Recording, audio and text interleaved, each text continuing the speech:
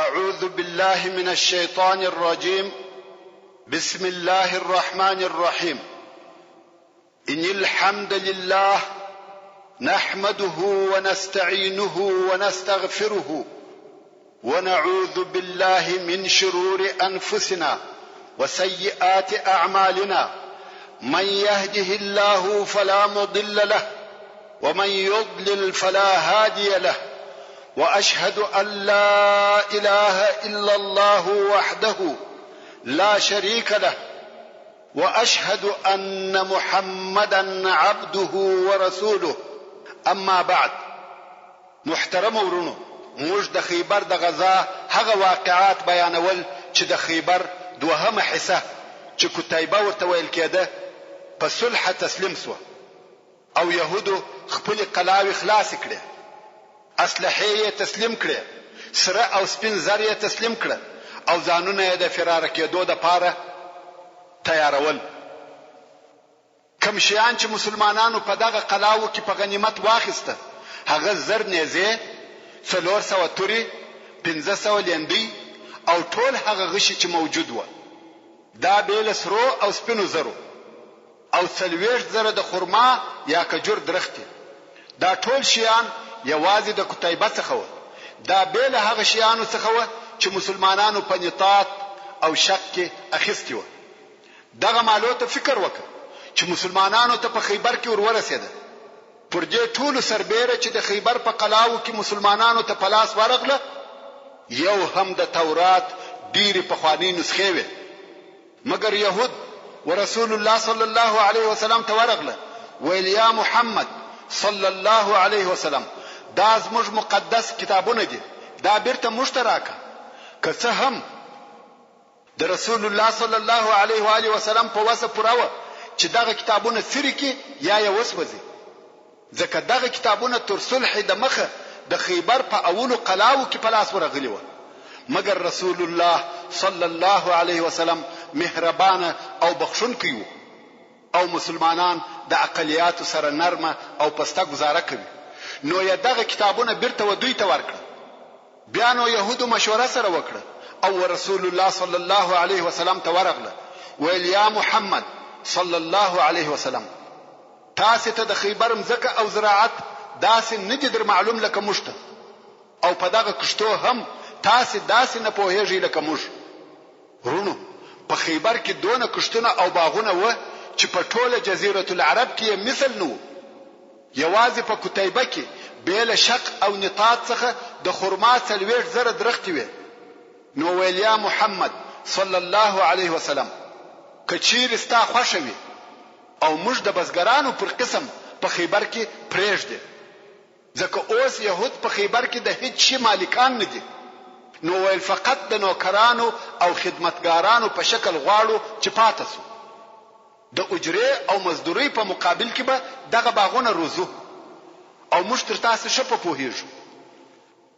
رسول الله صلی الله علیه وسلم هم موافقه ورسره وکړه چې يهود دي په خیبر کې د مسلمانانو په کورو کې فقط نوکران پاتې سي. کورونه، ځکه او باغونه ټول د مسلمانانو دي، او دوی د مسلمانانو نوکران دي. کارونه به کوي، او د دوی مزدوري د خیبر نیم حاصلات دي. هر کال به د خیبر د حاصلاتو څخه په سلو کې 50 خپل مزدوري اخلي، لکه زموږ په وطن کې کشتګران. او دا چې رسول الله صلی الله علیه وسلم دوی پریښول، د هغه اساسي علت دا و چې مسلمانانو د خیبر د روزنې د پاره مریان او نوکران نه درلوده، او په خپل مسلمانان په جهاد مشغوله و. نو کزان د خیبر د زراعت پر روزلو مشغوله کې جهاد پاتې کیږي. نو ځکه رسول الله صلی الله علیه وسلم و دوی ته اجازه ورکړه چې په دغه کورو کې واوسېږي. کورونه د دوی ملک نه دي، کورونه اصلا د مسلمانانو دي، خو چاره نه و، دوی هم باید په یو ځای کې اوسېدلی وای. نو ځکه و دوی ته اجازه وسوه چې په دغه کورو کې واوسېږي او د خیبر د زراعت مسؤلیت پر غاړه واخلي. نو رسول الله صلی الله علیه وسلم امر وکړي چې يهود پرېږدي، خپل کارونه دي کوي. رسول الله صلی الله علیه وسلم د يهودو پاچا کنانه او د هغه ورور ربيع راوغشته چې د دوی سره د بني نظیر خزانه ورسره و. رسول الله صلی الله علیه وسلم د هغې خزانه پوښتنه ځنې وکړه. کنانه انکار وکړي چې نه په هغه خبر یم او نه ځای را معلوم دی. خو د يهودو څخه یو بل نفر چې دغه کنانه د اکازو یو ورسول الله صلی الله علیه وسلم ته ورغلی چې ما به کنانه لیدی چې هر سهار به پر دغه خرابه ګرځېدی. رسول الله صلی الله علیه وسلم بیا وکنانه تویل کمی خزانه ستا سره پیدا کړو ودی وجنم؟ کنانه ویل هو. رسول الله صلی الله علیه وسلم امر وکړي چې دغه خرابه وکړي. خرابه وکیندل شو او د هغه ځای څخه هغه د دوی د خزانه یو څه مال راوېستل شو. رسول الله صلی الله علیه وسلم د هغه نور پاته مال پوښتنه ځنی وکړه. کنانه بیا هم نه غواړي چې هغه مال ورتسلیم کړي. نو یې کنانه د زبیر رضی الله تعالی عنہ په لاس ورکړي چې عذاب ورکړي ترڅو چې هغه پاته مال راوړي. خو کنانه د پاته مال اقرار نه کاوه. بیا نو رسول الله صلی الله علیه وسلم محمد ابن مسلمه رضی الله تعالی عنہ امر کوي چې وی وژني. اصلا اتفاق داسې وو کچیر د يهودو سره پټ شوی مال چې سره او سپین زر دی پیدا سو ټول يهود وژل کیږي. مګر رسول الله صلی الله علیه وسلم یوازې کنانه او د دورور ربيع ووجل ځکه دوی دوه دغه خیانت کړیو او نور يهود یې پریښول. پر دغه سربېره بیا هم يهودو نور زر پټ کړیو ځکه مال او پیسې د يهودو د زړه ټوټه ده او بیا په ورسته کې په هغه مالو تجارت کاوه. خو مسلمانانو په دغه وخت کې نکړه ځنی پیدا. اوس نو د خیبر جنگ خلاص او رسول الله صلی الله علیه وسلم د خیبر پر شاوخوا خیمه درولې دي چې د يهودو څخه یو شذ رسول الله صلی الله علیه وسلم ته ورغله چې نوم یې زینب بنت الحارث وو او د سلام ابن مشکم شذو هغه چې د صعب ابن زبیر په قلا کې ووجل شو. او دغه زینب د مرحب پهلوان وريره دغه شذ راغله ولیا محمد صلی الله علیه وسلم تا کولای سوای چې دغه عهد او اتفاق په اساس چې کسره یا سپین زر پیدا سو بیا نو ټول يهود وجل کیږي. موږ ټول يهود ووجنه. تا کولای سوای چې موږ ټول يهود ووجنه ځکه موږ خیانت کړیو خو تا موږ ته عفو وکړه.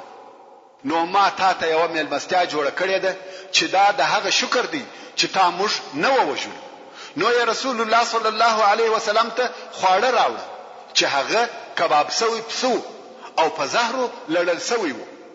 د مخه پښتنه کړې و چې د رسول الله صلی الله علیه وسلم کومه غوښه خوشی دي. په جواب کې ورته ویل سوی و چې د رسول الله صلی الله علیه وسلم د اوجه غوښه خوشی دي چې موږ وزر ورته وایو. نو دغه پسه په وزر کې ډیر زهر اچولی و. دغه په زهرو لړل سوی پسه ورته راوړي. رسول الله صلی الله علیه وسلم او اصحاب کرام کښینستل چې دغه پسه وخوري.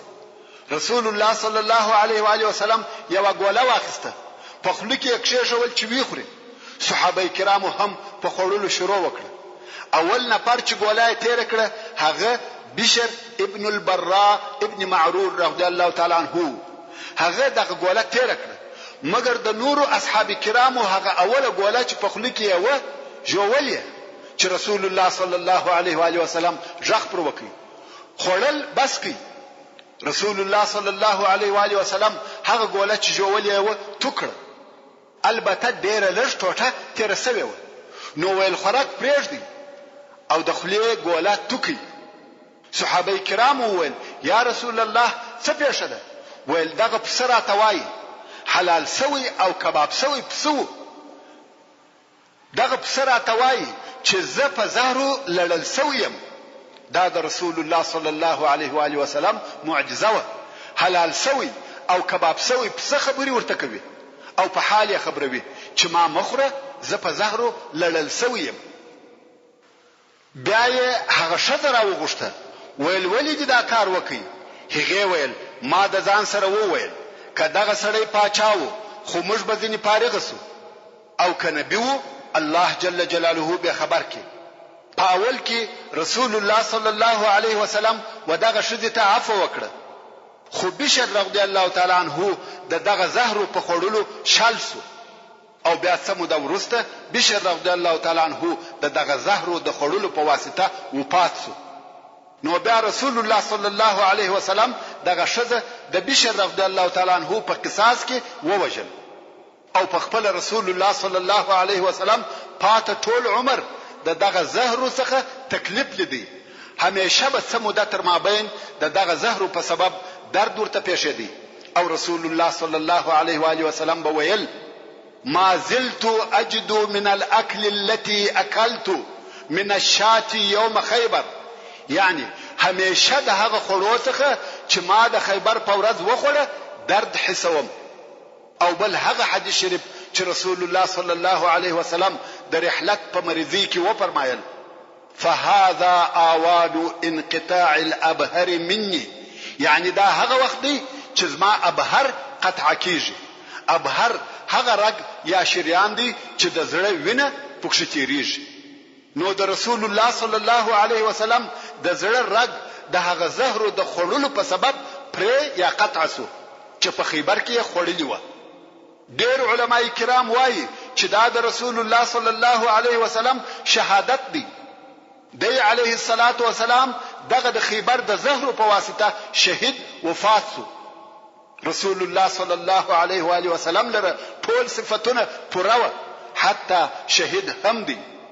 اوس نو د خیبر جنگ او غزا په کلی صورت سره پای ته ورسېده او په خیبر کې د مسلمانانو د شهیدانو شمیر 14 نفر دي رضی الله تعالی عنهم اجمعین او د يهودو د وجل سو کسانو شمیر 93 نفر دي. کوم وخت چې د خیبر ټول جنگ خلاصو کګوري یو ډله سپاره را رهیدي چې دا د مسلمانانو هغه مهاجرین و چې حبشه ته تللی و او اوس بیرته راغله. ذکر رسول الله صلی الله علیه وسلم عمرو ابن امیہ الضمری رضی الله تعالی عنه ورلېږلی و چې بیرته راسي. دوی هم د رسول الله صلی الله علیه وسلم د امر سره سم د حبشه څخه را رهیس و او مدینه منوره ته ورسېده. هلته ولید چې رسول الله صلی الله علیه وسلم د مدینه منوره څخه د خیبر د فتح کولو د پاره تللی دي. نو دوی هم پسې ورهیس و چې د خیبر په فتح کولو کې ګډون وکړي. مګر خیبر ته پر داسې وخت ورسېده چې خیبر فتح شوی و او اوس چې د رسول الله صلی الله علیه وسلم سره ولیده هغه علیه الصلاة والسلام ډېر په خوشاله سو او وی فرمایل والله ما ادري بايهما اثر بفتح خیبر ام بقدوم جعفر. یعنی والله زه نه پوهېږم چې په کوم شي خوشالي وکم، آیا د خیبر په فتح سره کده جعفر رضی الله تعالی عنه پراتک سره. او تاسو ته معلومه ده چې د حبشه د مهاجرو مشر جعفر ابن ابي طالب رضی الله تعالی عنه د حضرت علی رضی الله تعالی عنه ورور او د رسول الله صلی الله علیه وسلم د اکازوی و. بیا نو رسول الله صلی الله علیه و آله وسلم امر وکړي چې د غنیمتو څخه دي د حبشه او مهاجرو ته هم حصہ ورکول شي. ځکه دوی په دغه نیت خیبر ته راغله چې د رسول الله صلی الله علیه وسلم سره په جهاد کې ګډون او اشتراک وکړي. خو هغه خیبر فتح شوی و. د فدک د يهودو سره صلح ورونو. تاسو په هیږي چې په ټوله جزیره العرب کې يهود په څو ځایو کې اوسېده. په جزیره العرب کې د يهودو د استوګنې ځایونه 15 چې په داسې ډول سره و. اول مدینه منوره چې هلته د يهودو هغه درې عمده قبیله د نور عربو ترڅنګ اوسېدلې. دوهم خیبر چې دا د يهودو لوی او اساسي مرکز و او بیل يهودو بل څوک هلته نه و. دریم فدک چې دلته هم یوازې يهود اوسېده. څلورم وادي القرى چې دلته هم يهود اوسېده او یو څه لږ عرب هم ورسره و. پنځم تیما چې دلته هم خالص يهود اوسېده. په نور ټوله جزیره العرب کې یا بت پرستان اوسېده یا په ځینو ځایو کې نصارا اوسېده. نو د مدینه منورې څخه يهود وېستل شو. خیبر فتح شو. اوس د فدک نوبت دی. د خیبر تر فتح کېدو د مخه کوم وخت چې رسول الله صلی الله علیه وسلم د مدینه منورې څخه و خیبر ته ورسېدی، په دغه وخت کې محیصه ابن مسعود رضی الله تعالی عنه د فدک و يهودو ته ورولېږي چې اسلام ته دعوت کوي.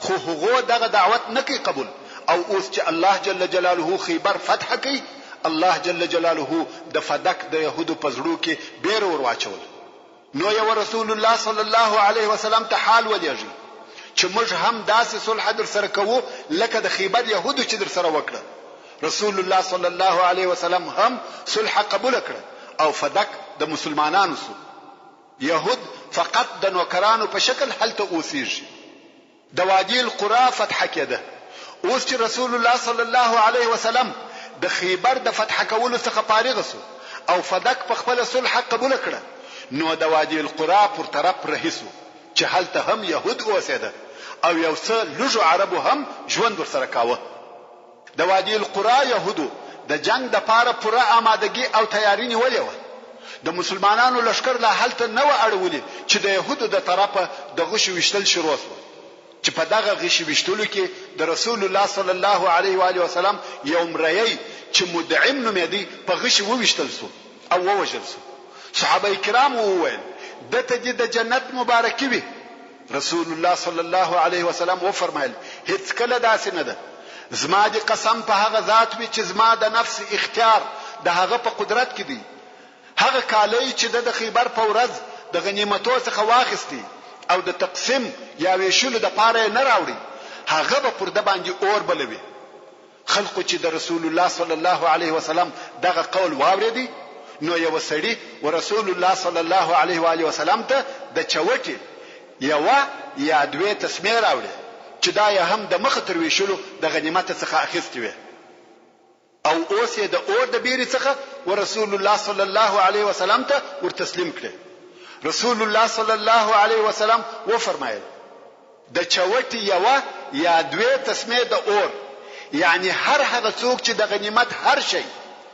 تر تقسیم د مخه واخلي هغه شی به د پاره د اور څخه جوړ سي او عذاب پور کول کیږي مجاهدین ورونو شمو متوجه سي هر هغه شی چې د دشمن څخه په غنیمت اخیستل کیږي هغه باید خپل امیر ته تسلیم سي او امیر یې باید په شرعي طریقه پر مجاهدینو وویشي کدا سي ونسي هغه شی به د قیامت په ورځ د هغه اخیستون کې د پاره د اور سي او د تبع عذاب پور کول کیږي او بیا رسول الله صلی الله علیه وسلم خپل اصحاب د جنگ د پاره تیار او آماده کړ د لشکر عمومي بیرغ و سعد ابن عباده رضی الله تعالی عنہ ته ورکړ یو بیرغ و حباب ابن منذر رضی الله تعالی عنہ ته ورکړ یو بیرغ و سهل ابن حنیف رضی الله تعالی عنہ ته ورکړ او یو بیرغ و عباده ابن بشر رضی الله تعالی عنہ ته ورکړ بیا د وادي القرى يهود و اسلام سره دعوت کړ خو هغه اسلام نه قبلاوه بلکې د هغه د طرفه یو پهلوان د مبارزې لپاره راووتی ودته زبیر ابن العوام رضی الله تعالی عنہ وروتی او يهودي ووجي بیا د يهود بل پهلوان راووتی دا هم زبیر رضی الله تعالی عنہ ووجي د يهودو د طرفه بل پهلوان راووتی د هغه د مبارزې لپاره حضرت علی رضی الله تعالی عنہ وروتی او يهودي ووجي ترڅو چې د يهودو د طرفه په دغه مبارزه کې یو لس نفر پهلوانان ووجل شو او د هر پهلوان تر وجلو وروسته به مسلمانانو يهود و اسلام ته دعوت ول او هغه به د اسلام د قبلولو څخه انکار کاوه په دغه ورځ مسلمانانو خپل منځونه پر وخت او په جماعت کول هر وخت چې رسول الله صلی الله علیه وسلم المنز ادا کړ بیا د يهود و اسلام الله او رسول الله ته دعوت کړ او د هغو تر انکار وروسته به بیا جنگ شروع شو په دغه ورځ تر ماښامه پورې جنگ وشو په دا سبا سهار تر باندې وروسته بیا جنگ شروع شو خو د لمر دراختلو سره يهود تسلیم شو او وادي القرى په جنگ سره فتح شو الله جل جلاله مسلمانانو ته د دوی ډیر مالونه او سامانونه په غنیمت ورکړه د تیما د يهودو سره پر جزیه صلح تیما چې د يهودو بل منطقه و کوم وخت چې د هغه ځای و يهودو ته د خیبر د فتح کېدو خبر ورسېدی او بیا یې د فدک د يهودو اخبار واورید او بیا د وادي القرى د يهودو په تسلیمېدو خبر شو یوازې دا نه چې د مسلمانانو پر ضد هیڅ مقاومت ونه کوي بلکې په خپل دوی ورسول الله صلی الله علیه و آله وسلم ته حال ولېږي چې موږ نه جنگ غواړو نه صلح بلکې مسلمانانو ته جزیه ورکو رسول الله صلی الله علیه وسلم هم د دوی دغه غوښتنه قبول کړه او پر جزیه فیصله ورسره وکړه. رسول الله صلی الله علیه وسلم ودوی ته یو د امان لیک ورلیکي چې دغه لیک نوشته کوونکی خالد ابن سعید رضی الله تعالی عنه او لیک داس لیکل شوی و: دا د محمد رسول الله صلی الله علیه وسلم د طرفه و بنی عادیان ته لیک دی چې د دوی ساتنه د مسلمانانو پر ذمه ده او دوی به مسلمانانو ته جزیه ورکوي. پر دوی نه تجاوز کیږي او نه د خپل ځای څخه ایستل کیږي. شپه یې د راحت ده او ورځ یې د کار کولو ده. د جزیره العرب څخه د يهودو استل، د يهودو ټوله منطقه فتح شوه او يهود بیا هم د رسول الله صلی الله علیه و آله وسلم په وخت او زمانه کې په جزیره العرب کې پاتې و. د ابو بکر صدیق رضی الله تعالی عنه د خلافت په دوره کې هم يهود موجود و.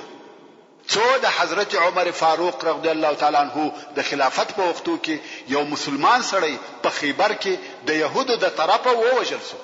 ورونو ودغه کیسه ته شمو توجه سي چې د یو مسلمان سړي ویني د هغه وخت و حاکمانو او آمرانو ته څونه اهمیت درلودي. د یو سړي د وژلو په سبب و کفارو ته څونه جزا ورکول کېده او د نن ورځې د حاکمانو او آمرانو د حالاتو سره مقایسه کړئ. دغه د عدل ترازو او حکم به تاسو ته پرېږدم. حضرت عمر رضی الله تعالی عنہ په دغه باره کې تحقیقات شروع کړل، خو يهود هیڅ حال نه ورته وایي او نه اقرار کوي. یو مسلمان نفر په خیبر کې د يهودو د طرفه وجل شوی دی، خو يهود حال نه وایي چې چا وجل دی. حضرت عمر رضی الله تعالی عنہ ورته وویل: که قاتل پلاس را نکي تاسو ټوله فرار کوم. خو يهود پر دغه ټینګ او قاتل نه ورشاوه. نو حضرت عمر رضی الله تعالی عنہ ټول يهود فرار کړ. د خیبر يهود، د فدک يهود، د وادي القرا يهود د یو مسلمان سړي د وژلو په سبب ټول فرار کړ سو. بالکل د جزیره العرب څخه وېستل سو. په ټوله جزیره کې نور يهود نسو پاته بیل د تیما د يهودو څخه. دا ولې پاته سو؟ ځکه د تیما يهود په جزیه اوسېده. مال او ملک د دوی وو او دوی مسلمانانو ته جزیه ورکول. او د هغه نورو يهودو سره اول جنگ وسو او بیا په صلح پاته سو. د هیڅ ځمکه او جایداد مالکان نه و، فقط نوکران او خدمتګاران و او د هغو اختیار د مسلمانانو په لاس و. هر وخت چې به استل کولای شوی، مګر د جزیه يهودو ته امان و. نو ځکه حضرت عمر فاروق رضی الله تعالی عنہ هغه نور يهود ټول وشړل او یوازې د تیما يهود په جزیره العرب کې پاتې شو. دا د جزیره العرب څخه د يهودو د استلو سر او سبب. پس له هغه څخه چې رسول الله صلی الله علیه وسلم او مسلمانانو د يهودو ټوله منطقه فتح کړه، نو د يهودو د منطقو څخه برته د مدینه منورې پر طرف رهیس و. کګوري پلار کې د غطفان قبیله هغه چې عیینه ابن حسن یې رئیس و ولاړه ده. د دوی لا تر اوسه مسلمانانو ته امید سته او غواړي چې پر مسلمانانو حمله وکړي. رسول الله صلی الله علیه وسلم ولید چې عیینه اوس هم موږ نه پریږدي او لا را پسې دي. نو لشکر امر کوي چې د عیینه پر طرف درځي. د مسلمانانو لشکر د عیینه پر طرف ورهیسو. د الله جل جلاله کارونه دي. عیینه چې ولید چې مسلمانانو د پر طرف حرکت ورشروع کړي، پزړه کې بیر ورولويده او په چشته شروع وکړه. ځکه دای په هدي چې د مسلمانانو دغه کوچنی لشکر په خیبر کې پر لزر نه پر غالب شو. حال دا چې هغه هم په قلاو کې و. نو عیینه د ځان لپاره فرار تر قرار بهتر ولیدي او د لشکره سره وتښتېدی. دا هم هغه الهي نصرت دی چې د رسول الله صلی الله علیه و آله وسلم سره وعده سوی و. د خیبر د فتح حالات د مکه مکرمه قریش ته څنګه ورسېده؟ ورونو اوس به هغه حالات درته بیان سي چې د مکه مکرمه مشرکان د خیبر په فتح څنګه خبر سو.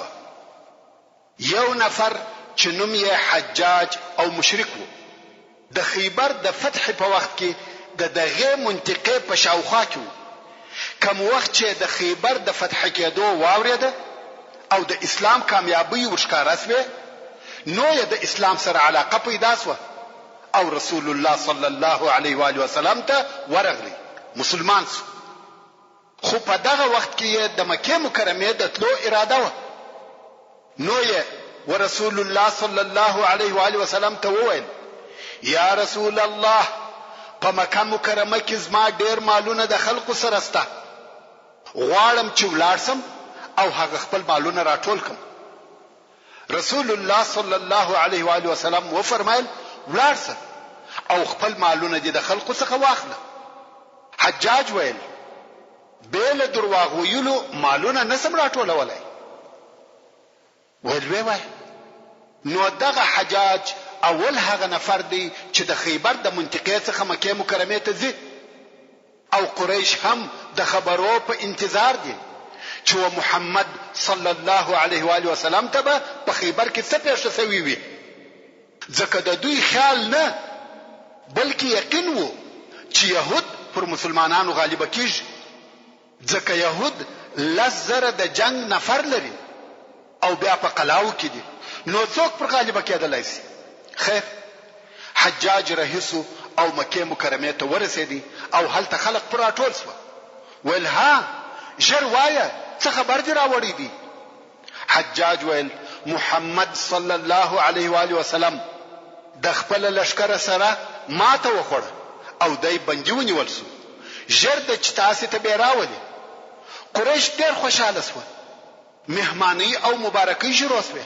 عباس ابن عبد المطلب رضی الله تعالی عنه د رسول الله صلی الله علیه و آله وسلم اکا دلته ولاړو او د حجاج خبرې واورېده. د ډېر خوابدي څخه غزار او بهوش شو. زړه د رسول الله صلی الله علیه و آله وسلم سره وو چې څنګه هغه بندي نیول کیږي. نو غزار خلقو چې راپورته کوي د تلو نو خلقو واخستي او خپل کور ته ورساو. حجاج و قریش ته وویل: د دغه زیری په مقابل کې هغه زما مالونه چې ستاسو سره دي هغه راکړي. ځکه د حجاج مالونه د تجارو او نورو خلقو سره پاشلي وو. ویل: مالونه مې راکړي چې ولاړ سم په خیبر کې بندي مسلمانان رانیسم او بیا یې په عربو کې خرڅ کم. قریش ویل: هو، د دغه زیری په مقابل کې په هر څه ارزه. حجاج وایي: زما ټول مالونه یې په 3 ورځو کې راټول کړ. زما خیال نو چې په میاشت سره یو ځای کم، مګر د هغه زیری په بدل کې زما مالونه په 3 ورځې راټول شو. او په دغه 3 ورځو کې عباس رضی الله تعالی عنه تعلیم الاسلام شدید مریض دی. ډېر شدید مریضي ورته پیښ شوه، تر داسې اندازې چې د ولاړو نه دی او ډېر غمجن دی. اوس غواړي چې دغه خبر ښه تاکید وکړي. نو ویل: تاسو بیا دغه حجاج را تراولي. حجاج ورغلی او عباس رضی الله تعالی عنہ ورته وایي: ته یو ور بیا قصه په ښه تفصیل سره راته وکړه. حجاج ویل: دغه ناس نفر د باندې وباس. نفر ویستل شو. حجاج ویل: یا عباس، والله محمد صلی الله علیه و آله وسلم په خیر دی. يهودو ته ماته ورکړه او د هغو قلاوی فتح کړه او د يهودو د پاچا لور یې په نکاح کړه. ټول قصه په تفصیل سره ورته وکړه. د عباس رضی الله تعالی عنہ مریضي ورکسوه، یو دم جوړ شو، ځکه د فکر مریضي و. د پخوا په شان جوړ روغ سړی شو، غواړي چې د باندې وروزي. مګر حجاج ورته ویل: یا عباس، خواهش کوم د باندې موزه. قریش اوس ما مالونه راټولوي، کوم وخت چې دی ولید چې زه د مکه مکرمه څخه ولاړم بیا وروزه او قریش خبر ک. عباس رضی الله تعالی عنہ ویل: دا دی حق دی، فقط 3 ورځې انتظار درته کوم او بیا قریش خبروم. حجاج ویل: صحیح ده. حجاج خپل مالونه په 3 ورځو کې سره راټول کړ او بیرته رسول الله صلی الله علیه و آله وسلم ته ورغلی. پس له 3 ورځو څخه عباس رضی الله تعالی عنہ هغه خپل شکالي واغسته، ځان یې ښه پاک او خوشبويه کړ او قریش ته وروتی. په دغه پاک او سپېڅلي شکل پر کعبه شریفه طواف کوي. د خیبر واقعي خبر لا تر اوسه مکه مکرمه ته نه دی را رسیدلی، بل حجاج څخه تر اوسه بل څوک نه دی راغلی. قریش په هغه خپل خوشحالي کې دي. اوس چې عباس په دغه پیشن او ښه لباس کې ولیدي ول یا عباس دا د مصیبت سره مقابله ده، یعنی د غم په وخت کې داسې ځان تیارول دا خپل ځان ته دلاساینه او تسلا ورکوي. عباس رضی الله تعالی عنہ وویل یا والله قریش ول نو دا درې ورځې چیرې وې؟ عباس رضی الله تعالی عنہ ویل حجاج تاسې خطا استلاس، اصلا قصه داسې او داسې ده. د قریش وزرت نه لويږي نو انتظار کوي چې یو څوک راسي. پس له 15 ورځې هغه واقعي خبرونه را ورسېده او قریش ورخطا شو. پوس و چې اسلام ورځ په ورځ کامیاب کیږي او د اسلام دین لوړیږي. دا د خیبر قصه و. و مدینه منورې ته د بیرته تک په وخت کې دغه یو کوچنی واقعه پیښ شوه چې اوس به درته بیان کوم. هغه داسې کوم وخت چې رسول الله صلی الله علیه و آله وسلم او مسلمانان بیرته مدینه منورې ته تله، پر لارې ټول شپه تګ وکړي او د شپې په اخره کې د لارې په یو حصہ کې بدسو. پر بدیدو د مخه رسول الله صلی الله علیه و آله وسلم و بلال رضی الله تعالی عنہ ته وویل یا بلال ته بیدار اوسه چې د سحر مانځه ته مراویش کې. بلال رضی الله تعالی عنہ وویل شدی یا رسول الله. بلال رضی الله تعالی عنہ ناس دی او خپل اوشته تکه کړی ده. د الله جل جلاله کارونه دي. د بلال رضی الله تعالی عنہ هم په ناس سترګې پټې سوې او بدس. د لمر تر اختلو پوري هیڅوک نس راويش، څو د لمر حرارت راويش کړ او اول هغه څوک چې راويش سو هغه رسول الله صلی الله علیه و آله وسلم. نو ویل یا بلال صدر ته پیښ شو. بلال رضی الله تعالی عنہ ویل یا رسول الله هغه راته پیښ شو چې تا ته پیښ شوی و. دانو رسول الله صلی الله علیه و آله وسلم د مسلمانانو سره دغه شیلې څخه ووتی او لږ مخته ولاړی او هلته په خلقو د سحر المنز ادا کړ او رسول الله صلی الله علیه و آله وسلم برته مدینه منوره ته کامیاب او فاتح ورسېدی. محترم ورونو، څنګه چې رسول الله صلی الله علیه و آله وسلم د مثلث د دوه قوي اضلاعو د ماتولو څخه فارغ شو، اوس د درېمې زلع د ماتولو وخت را ورسېدی. لکه د مخه چې مدرته ویل د اسلام او مسلمانانو عمده دشمنان درې ډلې و. اول قریش، دوهم يهود، دریم هغه اعراب چې په نجد او شاوخوا کې اوسېده. د هغه دوه عمده دشمنانو لکه قریش او يهود د ماتولو او د بین وړلو حالات خو په تفصیل سره درته بیان شو، مګر هغه په زړه سخت صحرایي او قبیلوي اعراب تر اوسه پورې څو وخت تر مابین د چر او چپاول حمله کوي. څنګه چې دغه صحرایي اعراب په یو شار یا منطقه کې نو سره یو ځای په کشتو او قلاو پورې نو تړلي، نو پر دوی پوره تسلط او سیطره راوستل او د دوی د شر څخه په پوره ډول ځان ساتل نسبت و اهل مکه او اهل خیبر ته ډیر سخت او مشکل و. نو ځکه بیل دې څخه چې پر دوی تعذيبي او بیرون کې حمله وسی بل چاره نه و او مسلمانانو هم پر اعرابو دغه تعذيبي حمله په پرله پسې شکل کوله چې دا حمله ډيري او په تکرار سره سوي دي چې اوس به زه یو څه دلته بیان کوم. البته د ترتیب مراعات پکښ نشته. لکه څنګه چې مخکې مو درته وویل رسول الله صلی الله علیه و آله وسلم وهغه قبیلو یا اعراب ته جزا ورکول کوم چې د مسلمانانو پر ضد د خندق په غزا کې ګډون او اشتراک کړی وو یا یې د مسلمانانو سره دښمنی کړی وي یا یې کوله. نو رسول الله صلی الله علیه و آله وسلم ودغه قبیلو ته د مجاهدینو ډلې یو په بل پسې ورلېږلې چې دغه ډلو یا سریو څخه یو هم د تربه سریه ده. اول د هجرت په اوم کال کې د شعبان په میاشت کې رسول الله صلی الله علیه و آله وسلم یو دیرش نفریزه ټولی د حضرت عمر رضی الله تعالی عنہ په مشرۍ د حوازن و قبیلو ته ورولېږل چې حوازن هم د هغه قبیلو څخه ده چې د خندق په جنگ کې د مسلمانانو پر ضد اشتراک کړی. دغه سریه به د شپې تک کاوه او د ورځې به پټېده. خو پر دغه سربېره د حوازن و قبیلې ته د مسلمانانو د ورتګ خبر ورسېدی او د خپل منطقې څخه وتښتېد. عمر فاروق رضی الله تعالی عنہ د دوی وکورو ته ورغلی، خو هلته هیڅوک نه و. نو بیرته د مدینه منورې و طرف ته رهیسو. مسلمانان د بیرته راګرځېدو په وخت کې د خثعم د قبیلې پر یو ډله پیښ. نو یو د مسلمانانو او حضرت عمر فاروق رضی الله تعالی عنہ ته وویل کدی خوشوي پر دغه ډله به حمله وکړو. مګر عمر فاروق رضی الله تعالی عنہ وویل یا هیڅ کله داسې نه کوم، ځکه رسول الله صلی الله علیه و آله وسلم د خثعم پر قبیله د حمله امر نه دی راته کړی، فقط حوازن راته ویلي دي.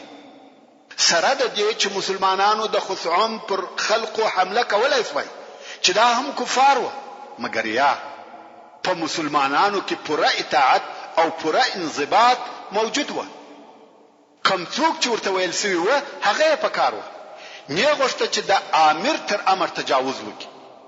د مسلمانانو مقصد د ځایو نیول یا د غنیمتو جمع کول نه و، بلکې هر هغه مصلحت چې رسول الله صلی الله علیه و آله وسلم لیدي او دوی د هغه د پاره لېږل، اصحاب کرامو هغه امر په پوره اطاعت او کامل انضباط سره عملي کاوه.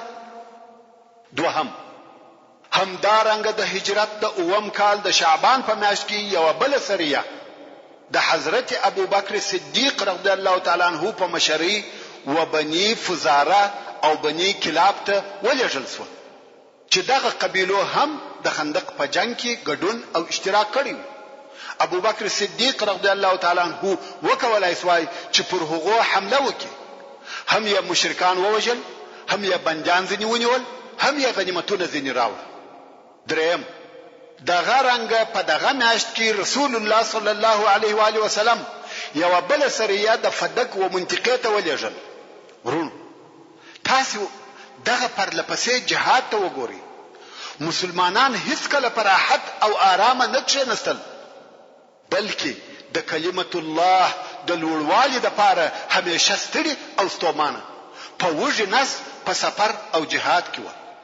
نو رسول الله صلی الله علیه وسلم دغه د شعبان په میاشت کې یو 10 نفریزه سریه د فدق و منطقې ته ولېږل چې و بني مره ته جزا ورکړي. بني مره د غطفان د قبیلو څخه دي، په نسب کې سره نږدې دي، او د بني مره رئیس حارث ابن عوف.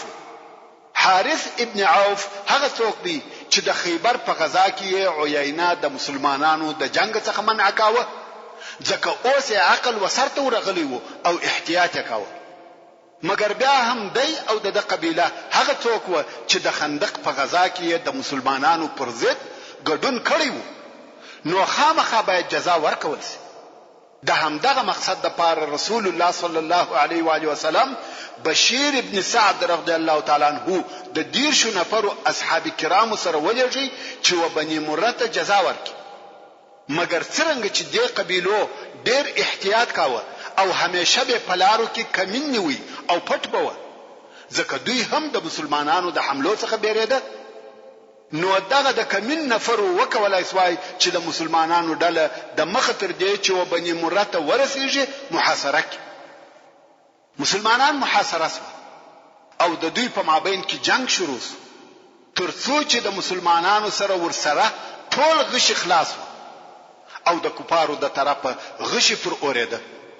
مسلمانان یو په بل پسې شهیدېده. بشیر ابن سعد رضی الله تعالی عنہ د زمری غوندي جنگ وکړي، خو په آخر کې دی رضی الله تعالی عنہ هم زخمی شو. څنګه چې د ملګری مسلمانان ټول شهیدان شوی و او د یوازې د شپې تر تاریکۍ پورې جنگ وکړي، نو په شپه کې د فدق کلی ته ورغلی. په فدق کې يهود اوسېده. دغه يهود او مسلمانانو په مابین کې هغه صلح و چې د مخه بیان درته وس. نو بشیر ابن سعد رضی الله تعالی عنہ و دوی ته ورغلی او هغه هم ځای ورکړي. بشیر ابن سعد رضی الله تعالی عنہ د دغه سریه امیر په دغه طریقه سره د مرګ خلاص. دغه د مسلمانانو شهادت بیا په کفارو کې جرأت پیدا کړ او اعراب بویل په والله کېدلای چې دا خلق مات سي او شکست وخوري. کفارو چې د مسلمانانو پر لپسې کامیابی لیدلې، خاصتا چې په خیبر کې د دوی کامیابی ولیده، نو یې دا فکر کاوه چې د مسلمانانو قوم هیڅ ماته نه خوري. او اوس چې دغه غمجنه او زړه دردونکې حمله پر مسلمانانو وسوه او د رسول الله صلی الله علیه و آله وسلم د اصحاب کرامو څخه 10 نفر پکې شهیدان شو، نو بیا د کفارو د قبیلو امید پیدا شو او بیا یې په سر او دماغ کې د مدینه منورې د حمله خیالونه ورګرځیدل. څلرم، دغه کال د روزې په میاشت کې رسول الله صلی الله علیه و آله وسلم یو سریه چې شمیر یې 110 نفر وو د غالب اللیثی رضی الله تعالی عنہ په مشرۍ د بنی عوایل او بنی ثعلبه وقبیلو ته د جزا ورکولو د پاره ولېږل. د غالب اللیثی رضی الله تعالی عنہ سریه وکولای سوای چې وکفارو ته جزا ورکړي او مدینه منورې ته بندیان او حیوانات په غنیمت ځنی راوړي. څنګه چې غالب رضی الله تعالی عنہ ډېر احتیاط کاوه، خاصتا پس له هغه واقعې څخه چې وبشیر ابن سعد او د ملګرو ته په تیر میاشت کې پیښ شو او 10 نفر مسلمانان پکې شهیدان شو، نو یې تر خپل ټولۍ تر ورتګ د مخه و هر ځای ته د معلوماتو د پاره نفر لېږل چې دغه معلوماتو د پاره یو وار په خپل غالب رضی الله تعالی عنہ د بنی عوایل د قبیله و شاوخواته ورغلی. څنګه چې بنی عوایل هم د مسلمانانو د حمله څخه په بیره کې و او احتیاط وکاوه، نو همیشه به په لارو کې د معلوماتو د پاره نفر کښینول. غالب رضی الله تعالی عنہ وای د ماښام وخت وو او تاریکه شروع کېده. په دغه وخت کې د معلوماتو د پاره یو غونډې ته وختم چې شاوخوا وګورم او لوړ پر غونډې می څنګه واچاوه و مې لیدل چې بنی عوایل هم د مدینه منورې د حمله د پاره ځانونه تیاروي. زه پر دغه غونډې وم چې د دوی پیردار راته متوجه شو، خو د تاریکې په سبب دا فرق نسی کولای چې دغه سیاهي یا شکل د انسان دی کده بل شي. مگر پیردار چې ولیدلم وخپل شذ ته وویل. غالب رضی الله تعالی عنہ وای زه د دوی خبره اورم چې پیردار وخپل شذ ته وای شذ دغه سیاهي پر دغه غونډې پرون نه و، نو شرح ته متوجه شو، خو زه هیڅ حرکت نکوم ځکه که حرکت وکم پوهیږي چې انسان دی او پوه بسی چې موږ د دوی د حمله د پاره راغلی، نو زه به حرکت ناستم او دوی بیا دغه سیاهي څخه په شک کې دی. نو یې خپل شذ ته وویل هغه زما لیندی او دوه غشي راک. ما د ځان سره وویل ولا حول ولا قوه الا بالله. اوس په هجم چې دغه نفر مې ولي او زه بیا په دې سبب حرکت نظم کولای چې زموږ په حال به خبر سي. نو یې غشي واخستي او زه په وښتم، غشي زما پر اوجاو مشتي او زه پر هغه خپل ځایم، هیڅ حرکت نکوم، صبر او تحمل کوم. سړي وخپل شذ ته وویل والله واري مې نه دي خطا سوی، مگر ته دغه بل غشي هم راک. سبحان الله، دغه بل غشي هم واخستي او زه په وښتم، دا مې هم پر اوجاو مشتي او زه حرکت نکوم. سړي ویل کچیر ژوندۍ شي وای شوریدلې بوای. زه پر دغه خپل ځای لکه میخ ثابت ورته ناستم. څو شت توره تاریکه سوه، نو خپل ملګرو ته ورغلم او ورته ومې خلق زموږ پر راتګ نه دي خبر، نو مو حمله پر وکړه. غالب اللیثی رضی الله تعالی عنہ هم د هغه خپل زخم سره په دغه جنگ او حمله کې اشتراک وکړ، ځکه زخم یې ډیر شدید نو. غالب رضی الله تعالی عنہ په دغه حمله کې خپل افراد امر کړ چې هر دوه نفر به یو ځای سره ځي، جلا کیږي بنه. بیا داسې نه وي چې یو نفر راسي او وایي په هغه خپل ملګری نیم خبر، دا امر په دې سبب و چې دغه حمله پر یوه پوره او کامله قبیله وه او د شپې په تاریکه کې وه. نو پر دې بیرېدی چې نفر یې ورک نسي، نو یې حمله شروع کړه او په خپل مقصد کې کامیاب شو. د دغه قبیلې څخه یې ښه پوره غنیمتونه راوړه. مګر دلته یوه کوچنۍ واقعه پیښه شوه. هغه دا چې د بني عوایل د قبیلې څخه یو نفر چې مرداس ابن نهیک نومېدی په اسامه ابن زید رضی الله تعالی عنه پسخندونه وهل. اسلام او رسول الله صلی الله علیه و آله وسلم ته بد ویل. د اسامه رضی الله تعالی عنه د طاقت ووته او پر دغه سړي حمله وکړه.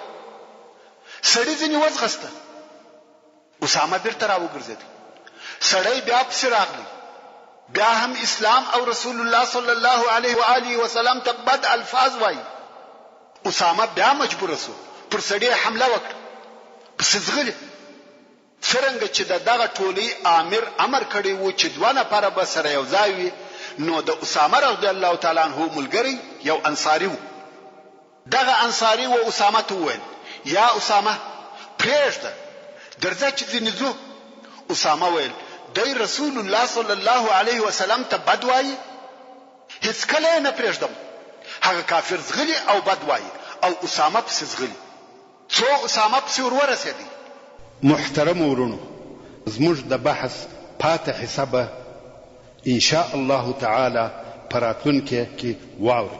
سبحان ربك رب العزة عما يصفون وسلام على المرسلين والحمد لله رب العالمين. تعلیم الاسلام رادیو ستاسو د ذهنونو روښانه کوونکی. تشرب من وحي الرحمن 9.9 FM کندهار.